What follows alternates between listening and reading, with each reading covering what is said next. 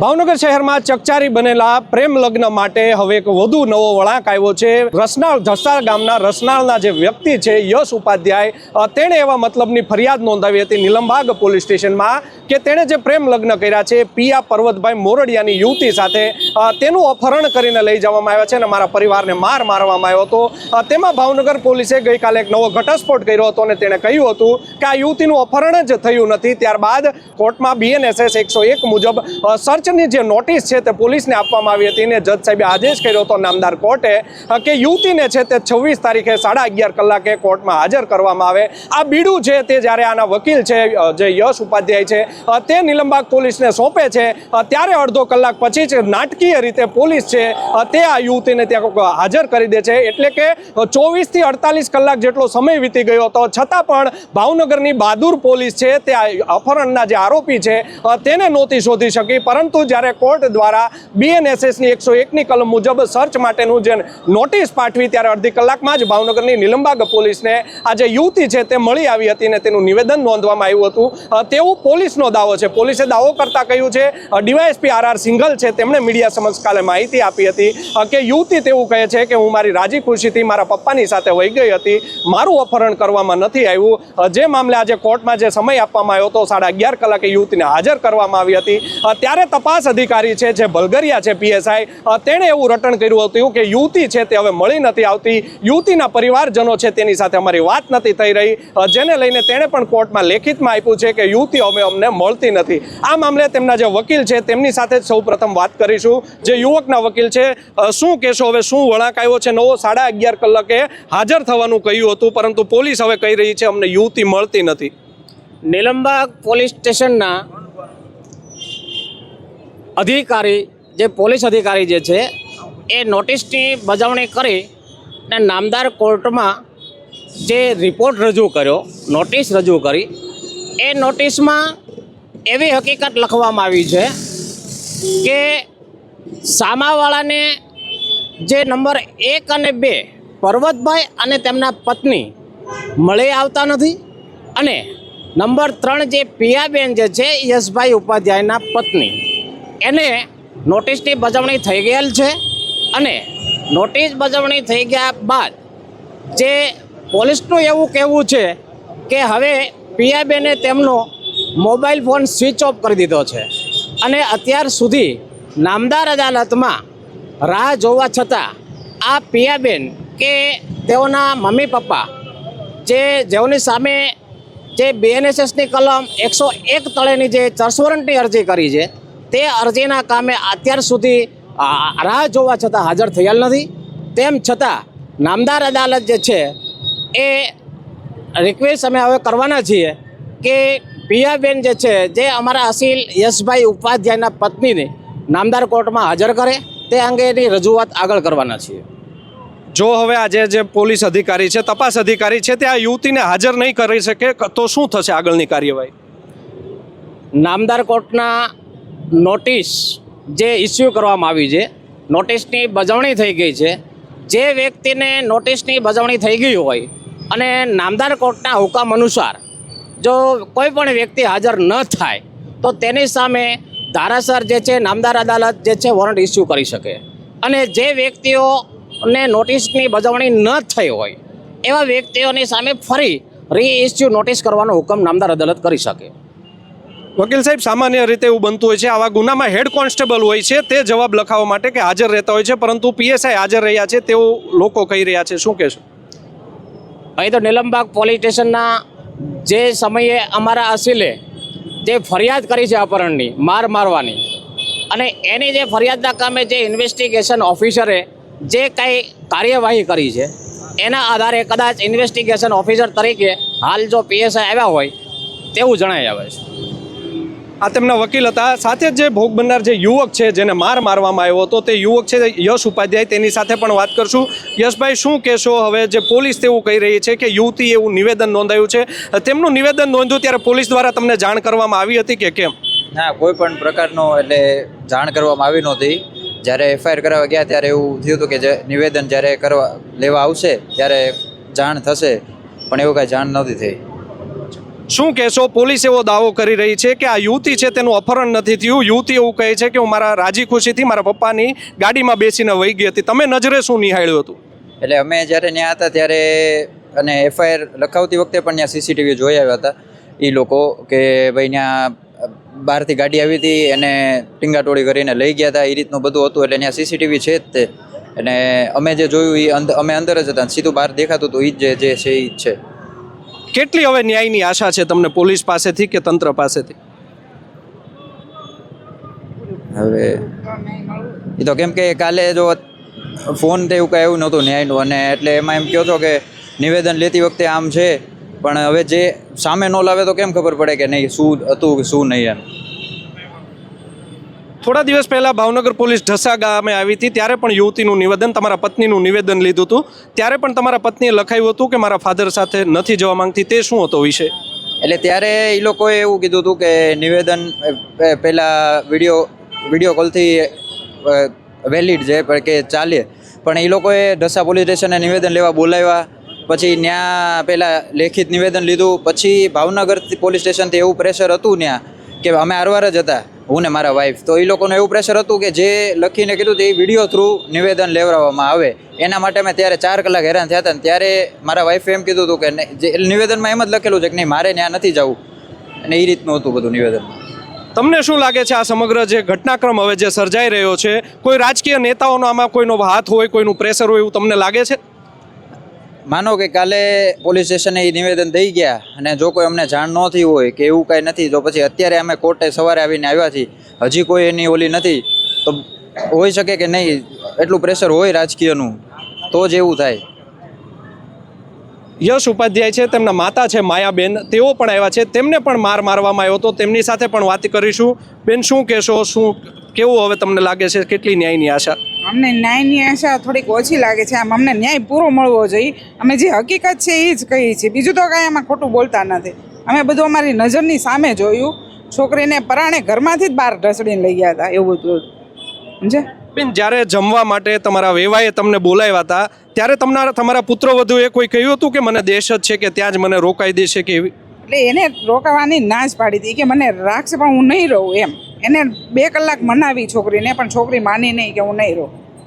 એટલે પછી એને અમને આવ્યા તે સ્વાગત બહુ સરસ કર્યું. એને ઠંડુ પાયું, ચા પાણી પાયા. પછી કે તમે જમવા રોકાઈ જાઓ, અમારે તમને જમાડવાના જ છે એમ. અમે તમારા ઘરે જમી ગયા છીએ તો અમારે તમને જમાડવાના જ છે. તો કીધું કાંઈ વાંધો નહીં, તમ તારે અમને 6 વાગે તમને જમાડી દઈશું. એને અમને 4 વાગે 4:30 જમાડી દીધા ભાઈ. પણ એ આટલા બધા ન જમાડાય, કોઈને આવું ન કરાય. બેન શું કહેશો? પોલીસ એવો દાવો કરે છે, ભાવનગર પોલીસ, કે યુવતીએ તેવું કહ્યું છે કે હું મારી રાજી ખુશીથી મારે અહીંયા રોકાવું હતું, મને રોકાવાની ના પાડી એટલે હું મારા પિતાની ગાડીમાં બેસીને વહી ગઈ. પોલીસ એવું કહે છે ને નિવેદન એવું આપ્યું છે કે હું યશ સાથે રહેવા નથી માંગતી. શું કહેશો? તો જો એ છોકરી નિવેદન દેવા આવી હોય તો કેમ ઢસામાં દેવા આવી તે એને વિડીયો શૂટિંગ કર્યું હતું, અહીંયા કેમ એને વિડીયો શૂટિંગ ન કર્યું? અમને કેમ હાજર ન કર્યા? હાલો અમને ન કરે પણ એના હસબન્ડને તો એને હાજર કરવો પડે ને. જેને ફરિયાદ કરાવી હોય એને તો હાજર કરવો પડે ને. આવી સરકાર હોય બધું આંધળો ન્યાય. બેન પોલીસ છે, હર્ષ સંઘવી છે રાજ્યના ગૃહમંત્રી, તે તો એવું કહે છે કે દરેક જે કાયદો હાથમાં લેશે તેનો વરઘોડો નીકળશે. તો તમને આશા છે આનો વરઘોડો કાઢશે? એવી આશા નથી અમને અત્યારે તો એવું નથી લાગતું ભાઈ જરાય. કેમ કે અમે આ જો સવારના આવ્યા છીએ, અમે ઢસાથી અહીંયા પહોંચી ગયા તો એ તો ભાવનગરમાં જ છે.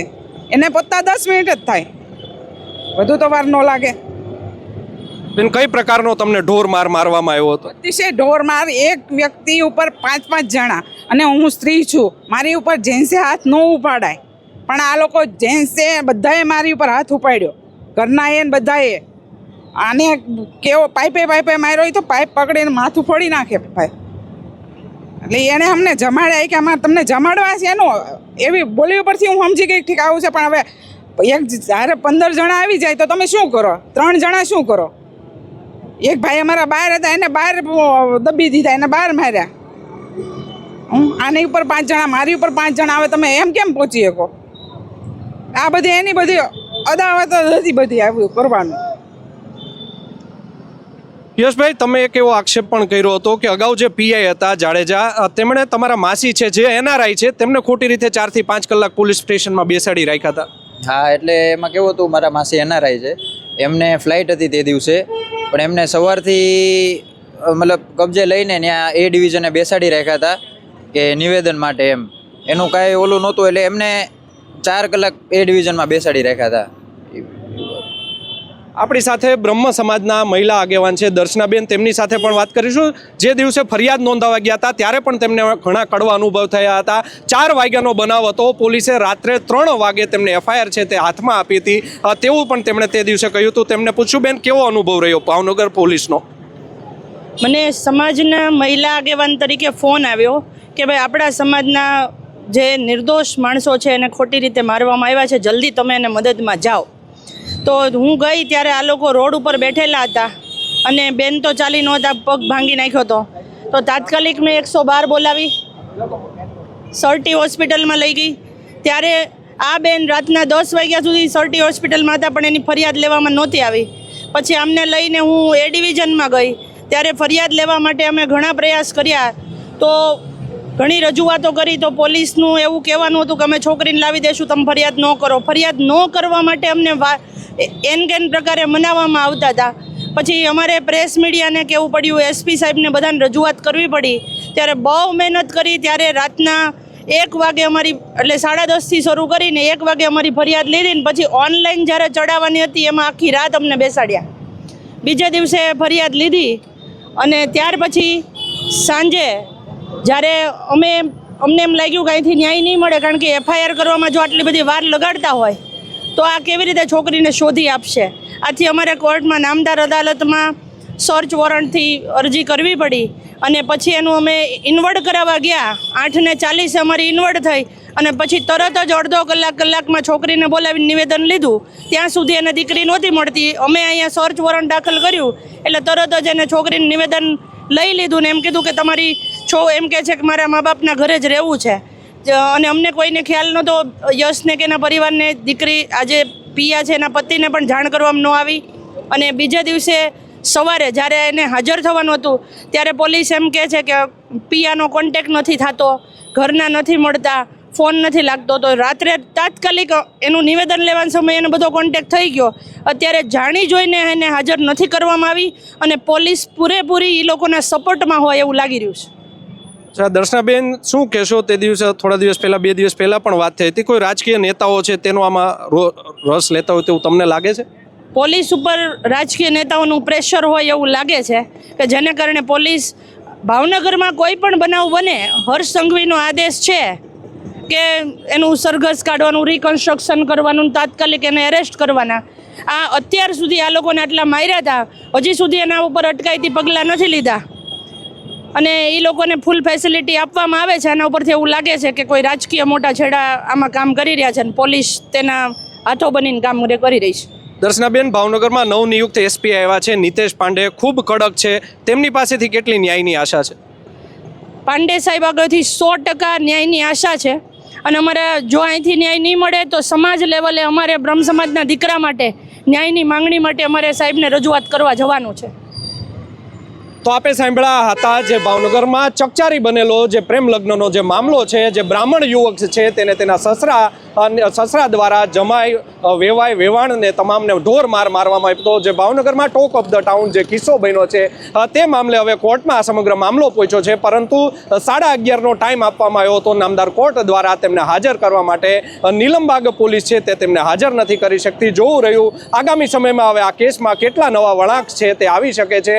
પરંતુ એક વાત ચોક્કસથી કહેવી રહી કે ભાવનગર પોલીસ ઉપર જે ભોગ બનનાર છે તેમને વિશ્વાસ નથી રહ્યો તેવું પણ કહી રહ્યા છે. ભાવનગરમાં નવનિયુક્ત SP નિતેશ પાંડે આવ્યા છે. કાયદો જે ભાવનગરનો બગડ્યો હતો તેને તેમણે હાથમાં લીધો છે. તેમને પણ ઉચ્ચ અધિકારીઓએ પણ આ બાબતે સંજ્ઞાન લેવું જરૂરી છે કે નીચલા જે અધિકારીઓ હોય છે તે શું આમાં કોઈ ખોટું કામ નથી કરી રહ્યા ને. જોવું રહ્યું આગામી સમયમાં બ્રાહ્મણ પરિવારને જે હવે મારવાની જે ઘટના બની હતી, તેમના વેવાણ છે, જમાઈ છે, તેને ઢોર માર્યો હતો અને જે આ શિક્ષિત જે ફેમિલી છે, જે કહેવાઈ રહ્યું છે કે આ જે શિક્ષિત ફેમિલી છે તેમના જે સસરા છે પર્વતભાઈ મોરડિયા, તે ભાવનગરમાં છે, ભાવનગર જિલ્લાના સિહોર ખાતે સ્કૂલ ચલાવે છે, તેમાં ટ્રસ્ટી છે. તે મામલે રાજકીય વગ ધરાવે છે. જીતુ વાઘાણી જે કેબિનેટ મંત્રી ભાવનગરમાં રહે છે, તે ભાવનગરની ઇસ્કોન મેગા સિટી છે, ભાવનગરનો અતિ અતિશય પોશ ગણાતો આ વિસ્તાર છે. તો જો આ વિસ્તારમાં જે સોસાયટીમાં જીતુ વાઘાણી જેવા લોકો રહેતા હોય ત્યાં જો આવો કાયદો અને વ્યવસ્થાની સ્થિતિ બગડતી હોય તો જોવું રહ્યું આગામી સમયમાં ઉચ્ચ અધિકારીઓ આ બાબતે હવે શું સંજ્ઞાન લે છે. પરંતુ પોલીસનો દાવો છે કે કોઈ અપહરણની ઘટના બાબતે બની નથી. માટે અમે આ ઘટનાને લઈને હવે જે ટ્વિસ્ટ થયું છે, ઘટનામાં નવો વળાંક આવ્યો છે, જ્યારે પોલીસ તપાસમાં સાચું કારણ બહાર આવશે ત્યારે જ ખબર પડશે. અને જે દીકરી છે, જે આમને વાઇફ છે, પિયા પર્વતભાઈ મોરડિયા, તે કોર્ટ સમક્ષ આવીને નિવેદન આપશે ત્યારે સાચું કારણ છે તે બહાર આવી શકે છે કે પિયા પર્વતભાઈ મોરડિયા હવે જણાવે છે અપહરણ થયું છે કે નથી થયું. યશપાલસિંહ ચૌહાણ, નવજીવન ન્યૂઝ, ભાવનગર.